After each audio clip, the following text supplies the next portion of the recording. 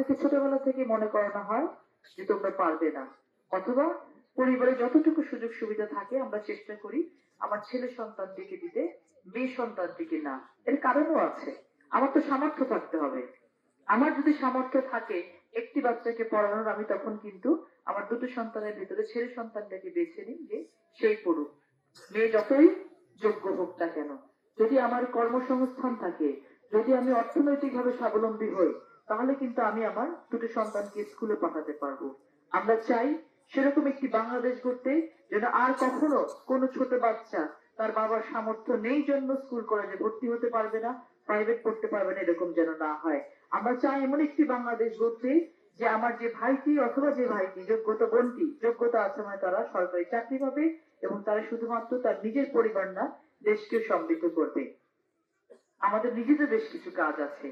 নারীদের পাশাপাশি আমাদের ঘরে যারা সন্তানরা আছে, এই যে ছোট বাচ্চারা যারা আছে, এই বাচ্চা কাচ্চাগুলো যদি মানুষ হয়, তারা যদি ভালোভাবে বেড়ে ওঠে, এই বাচ্চাগুলো যেমন আপনার ঘরের সম্পদ হবে, তখন কিন্তু তারা দেশের সম্পদ হিসেবে গড়ে উঠবে।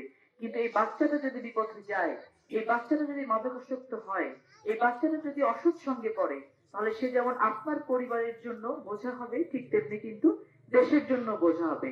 এ কারণে আপনার দায়িত্ব হচ্ছে আপনার সন্তানটি ঠিক মতো বেড়ে উঠছে কিনা এটা আপনার খেয়াল রাখা। আপনার সন্তান কার সাথে মিশছে, আপনার সন্তান কাদের সাথে বন্ধুত্ব করছে, এবং আপনি আপনার সন্তানের কতখানি বন্ধু হতে পেরেছেন, সেটাও কিন্তু আমাদের ভাবতে হবে।